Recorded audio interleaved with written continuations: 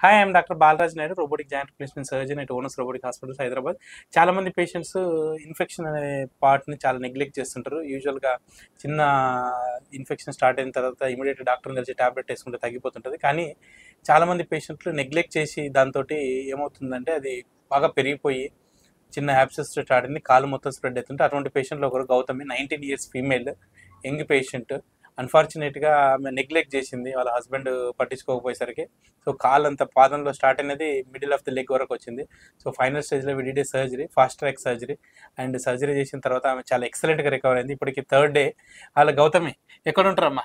గాయత్రి నగర్. గాయత్రి నగర్. ఇప్పుడు ఎట్లా ఉంది, ఏ ప్రాబ్లం వచ్చింది నీకు? మొత్తం ఫస్ట్ సాఫ్టీక్ అయింది సార్, కాలు మొత్తం ఫుల్ పెయిన్ అయింది. ఓకే, ఇక్కడ వచ్చి చూపించుకున్నాక ఫుల్ బెటర్ సార్. బాగున్నాయి. ఇప్పుడు నీ పనులు నువ్వు చేసుకుంటున్నావా? చేసుకోగలను, ఏమి ఇబ్బంది లేదు? లేదు సార్. హ్యాపీయా? Happy sir. అందరు మా దగ్గర మంచిగా చూసుకున్నారా? మంచిగా చూసుకున్నారు sir. Very good.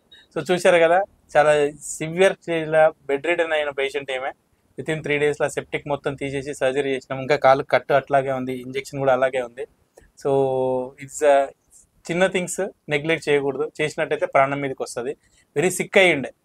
So thank you for trusting owners robotic hospital. Thank you అమ్మా. Thank you sir.